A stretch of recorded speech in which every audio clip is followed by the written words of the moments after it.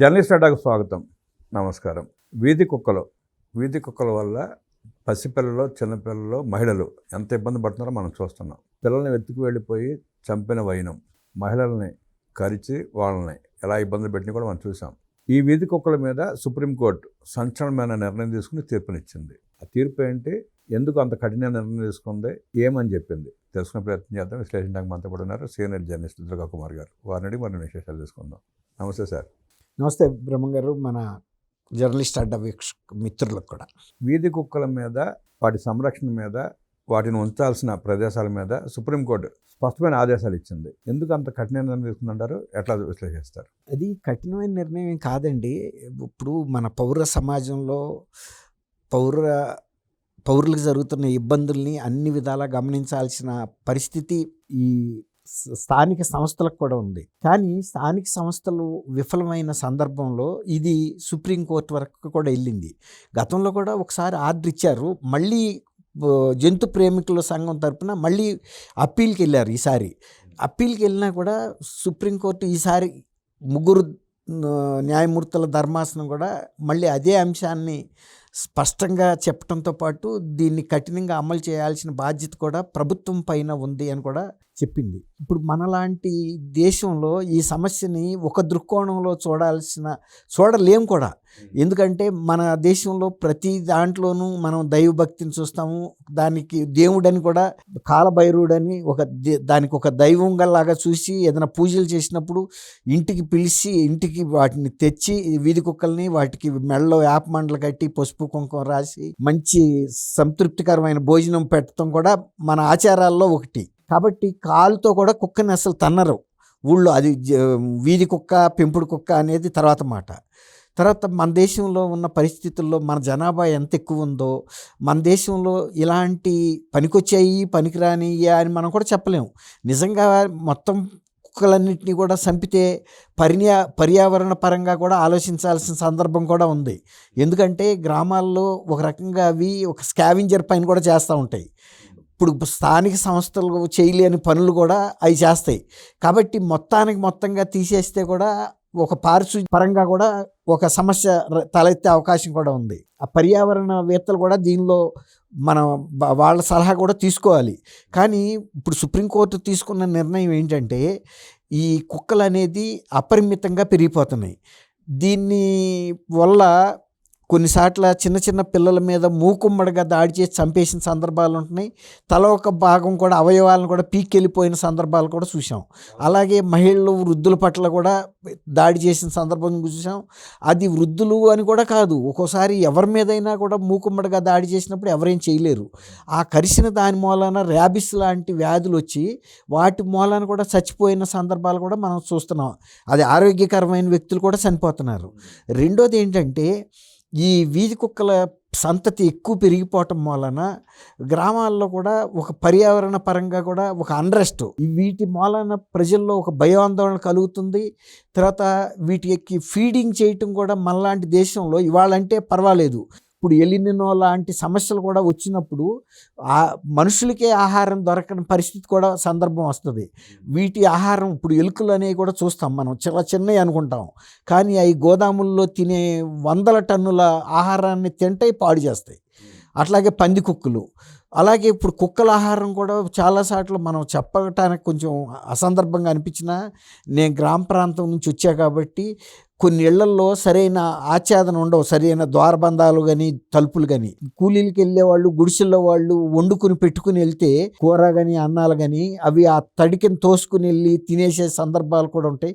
తర్వాత వాళ్ళు ఆకలి పస్తులు కూడా ఉన్నాయి, కుటుంబాలు అనేకం ఉన్నాయి ఊళ్ళల్లో. అంటే సరైన ఇది ఉండదు అక్కడ రక్షణ. ఈ కుక్కలకి ఎక్కువైపోయి వాటి ఫుడ్ కోసం అవి ఎత్తుక్కుంటా వెళ్ళి ఏదైనా చేయగలవు. తర్వాత ఇళ్లల్లో పసిపిల్లల మీద ఒంటరిగా ఉన్నప్పుడు దాడి చేస్తే ఎవరేం చేయలేరు పిల్లలు కానీ. అలా మహిళలు కూడా, ముసలాళ్ళు చచ్చిపోయిన సందర్భం కూడా ఉన్నాయి. అట్లా దీన్ని ఒక రకంగా కొన్ని స్థానిక సంస్థలు ఆల్రెడీ వాటికి విష ఇంజెక్షన్లు ఇచ్చి కొన్ని గ్రామ పంచాయతీల్లో చంపటం నేను కూడా స్వయంగా చూసా. ఇచ్చిన 1 మినిట్లోనే అది కొంచెం అవతలకి వెళ్ళంగానే పడిపోద్దండి, పడిపోయిన 2 నిమిషంలోనే చచ్చిపోతాయి. అట్లా కొంతవరకు చేస్తున్నారు. కానీ మన దగ్గర ఉన్న ఈ కుక్కల సంఖ్యకి ఈ సంస్థలు చేసే ఈ ఇంజెక్షన్లకు కానీ ఇంకొక రకమైన పట్టించి సంపకుండా తీసుకెళ్ళి ఎక్కడైనా వదులుతున్నారు. కానీ అక్కడ వాటి సంతతి పెరుగుతుంది. ఇప్పుడు బ్లూ క్రాస్ లాంటి సంస్థలు కొన్ని నగరాల్లో, హైదరాబాద్ లాంటి నగరాల్లో వాటికి స్టెరిలైజేషన్ చేస్తున్నారు కానీ అది 100% స్టెరిలైజేషన్ కనుక జరగని సందర్భాలు ఉంటున్నాయి. కొన్ని కుక్కలు జరగనప్పుడు ఆ కుక్కల ద్వారా సంతాన వ్యాప్తి జరుగుతుంది. కుక్కలకి వీళ్ళు స్టెరిలైజేషన్ 100% చేయలేకపోతున్నారు, చేయటం సాధ్యం కూడా కాదు. మనలాంటి దేశంలో ఎక్కడో సట అవి తప్పించుకుంటున్నాయి, వేరే వేరే సందుల్లో దూరుతున్నాయి. అట్లా నేను ఆ కుక్కలు వేటపాయి చేయటం కూడా చూసా.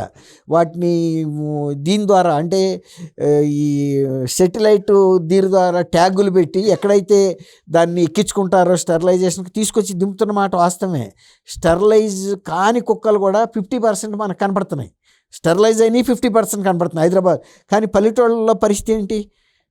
కాబట్టి దీన్ని మనం ఏ రకంగా ఆలోచించాలి అనేది ఇవాళ సుప్రీంకోర్టు ఇంత గట్టి నిర్ణయం ఎందుకు తీసుకోవాల్సి వచ్చిందంటే, ఎవరైనా సరే వీధిలో ధైర్యంగా నడిచి వెళ్ళలేని పరిస్థితి. కుక్కను చూస్తే ఆగిపోవాలి. అది ఎట్లాంటి కుక్క మనకు తెలియదు, ఎలా రియాక్ట్ అవుతుందో తెలియదు. ఒక్కోసారి అకారణంగా కూడా కుక్కల మీద పడి కరుస్తున్న సందర్భాలు కూడా చూస్తున్నాం. మరీ ముఖ్యంగా మార్నింగ్ వాకర్స్కి కుక్కలు బెడదనేది చాలా అది విలేజెస్ తీవ్రంగానే ఉంటుంది. చాలామంది కర్ర పట్టుకుని కూడా వెళ్తున్నారు. అది కూడా అయినా కూడా చెప్పలేము, ప్రతి వాళ్ళు కర్ర పట్టుకుని వెళ్ళలేరు కదండి. ఇతర సందర్భాల్లో మార్నింగ్ వాకర్స్ కొందరు పట్టుకెళ్తున్నారు, కొందరు పట్టుకెళ్ళట్లేదు. అయినా కూడా వాళ్ళు పట్టుకునే చిన్న స్టిక్కి అది ఆగుతుందా లేదా కూడా చెప్పలేము. కాబట్టి దీన్ని మనం సుప్రీంకోర్టు ఇచ్చిన తీర్పుని ఒక రకంగా భారతీయ సమాజం హర్షించదు. ఎందుకంటే మనకున్న కొన్ని మతపరమైన విశ్వాసాల్లో అది కాలభైరవుడు అనే ఒక దైవభక్తి ఉంది. ఇప్పుడు అట్లాగే సర్పాన్ని కూడా మనం నాగదేవత కింద కొలుస్తాము, ఒక్కోసారి ఇళ్లలోకి వస్తే చంపుతాము. మన ఇది వైవిధ్యమైనటువంటి పరిస్థితి. అట్లాగే కుక్కల పట్ల కూడా ఎప్పుడైనా కుక్క కరిచినప్పుడు లేకపోతే పిచ్చి కుక్క అయితే ఊళ్ళో అందరూ కలిపి చంపిన సందర్భాలు కూడా ఉంటాయి. అట్లాగే పిచ్చి కుక్కల పట్ల ఇంకా కఠినంగా కూడా ఉండమని కూడా చెబుతుంది. ఏది పిచ్చి కుక్కో ఏది కాదో తెలియదు. వ్యాక్సినేషన్ అనేది మనలాంటి పెద్ద దేశంలో మనుషులకే ఇవ్వటం కష్టంగా ఉన్నప్పుడు కుక్కలకి ప్రాపర్ వ్యాక్సినేషను జరగటం మనం ఆశించలేం. రెండోది, ఈవెన్ పెంపుడు కుక్కలు కూడా చాలామంది కొంచెం బాగా సంపన్న వర్గాలు పెంచుకునే కుక్కలకి వ్యాక్సినేషన్ చేస్తారు. కానీ గ్రామీణ ప్రాంతాల్లో కుక్క ఆరోగ్యంగానే కనపడుతుంది కాబట్టి దీనికి వ్యాక్సినేషన్ ఇవ్వాలన్న అంటే ఆలోచన కూడా వాళ్ళకు ఉండదు. సంపన్న వర్గాల్లో పెరిగే కుక్కలు కూడా మనుషులు చెప్పిన పరిస్థితి కూడా మనం చాలా విన్నాం. సొంత యజమానులు కూడా చంపిన కుక్కలు ఉన్నాయి, ఫెరోషియస్, అంటే చాలా పవర్గా ఉంటాయి అవి. కొంతమంది కనుక ఎవరైనా గెస్టులు బయటకు వచ్చేస్తే ఈ మధ్యకాలంలో కూడా చూసాము, మధురా నగర్ అని హైదరాబాద్లోనే ఒక కుక్క చంపేసింది, ఒక వ్యక్తి యజమానే చంపింది. తర్వాత ఇంకోటి ఏంటంటే, చాలామంది ఈ విదేశాల నుంచి కూడా దిగుమతి చేసుకుంటున్నారండి విదేశీ బ్రీడ్ని. అవి ఒక రకంగా చెప్పాలంటే తోడేళ్లకి జాతికి సంబంధించిన కుక్కలు అవి. వాటి పౌరుషం కూడా అలాగే ఉంటుంది. అది సంపన్న వర్గాల వాళ్ళు పెంచుకోవటం వలన నేను చెప్పినట్టు వాళ్ళని కూడా ఒక్కోసారి అవి ఒక రెచ్చిపోయి చంపుతున్న సందర్భాలు ఉన్నాయి. ఎవరన్నా తెలియని సందర్శకులు వెళ్ళినా కూడా వాళ్ళ మీద పడి తీవ్రమైనటువంటి ప్రమాదం కలిగించగలవు, ఈవెన్ ప్రాణాపాయం కూడా కలిగిన శక్తి అటుకుంది. కాబట్టి ఇప్పుడు సుప్రీంకోర్టు ఇచ్చిన తీర్పుని నిజంగా అమలు చేయాలంటే కూడా స్థానిక సంస్థల దగ్గర అంత వనరులు ఉన్నాయా, తర్వాత వీటిని సంరక్షణాలయాల్లో పెట్టాలంటున్నారు. కానీ వాటిని మెయింటైన్ చేయటం అంటే చిన్న మాట కాదండి. వాటిని పారిశుధ్య పరంగా వాటిని హైజీనిక్గా పెంచాలి.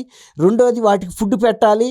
ఫుడ్ అనేది చిన్న మాట ఏం కాదు, ప్రభుత్వాలు చేయగలుగుతాయి అని అయితే నేను వ్యక్తిగతంగా అనుకోవట్లేదు.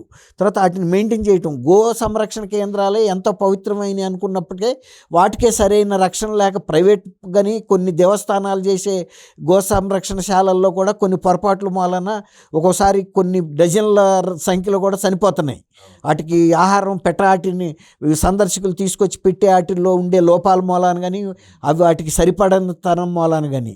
తర్వాత కుక్కలకే కనుక అట్లాంటి సంరక్షణ కేంద్రాలు పెట్టాలంటే ఆ కుక్కలతో వచ్చే ప్రయోజనం కూడా ఏం లేదు.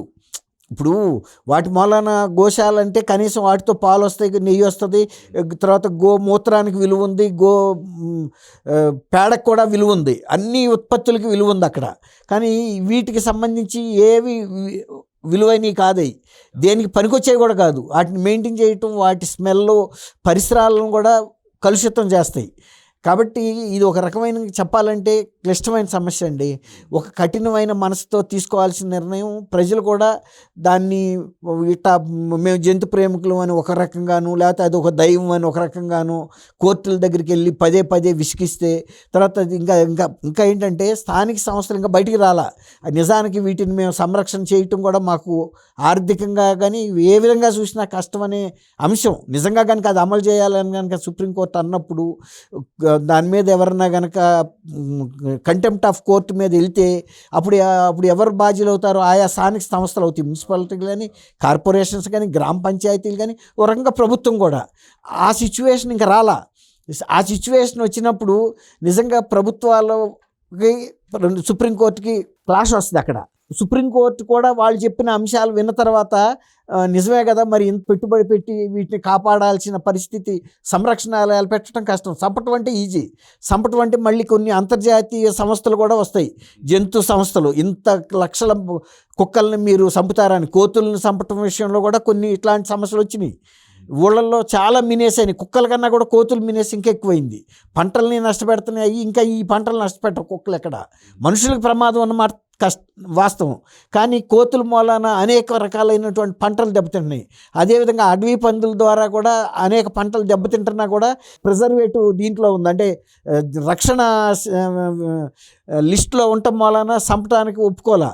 కానీ ఆదిలాబాద్లో కలెక్టర్ గారు ఒక ఆయన స్వయంగా చూసిన తర్వాత ఆయన పర్మిషన్ ఇచ్చాడు. ఎందుకంటే ఇంత నష్టం జరుగుతున్నప్పుడు రైతులకి ఇస్తే కూడా దాని మీద వివాదం కూడా రేగింది. నిజానికి అమెరికా లాంటి దేశాల్లో కూడా ఇది చాలా అడవి పందులు చాలా తీవ్రమైన అంశం.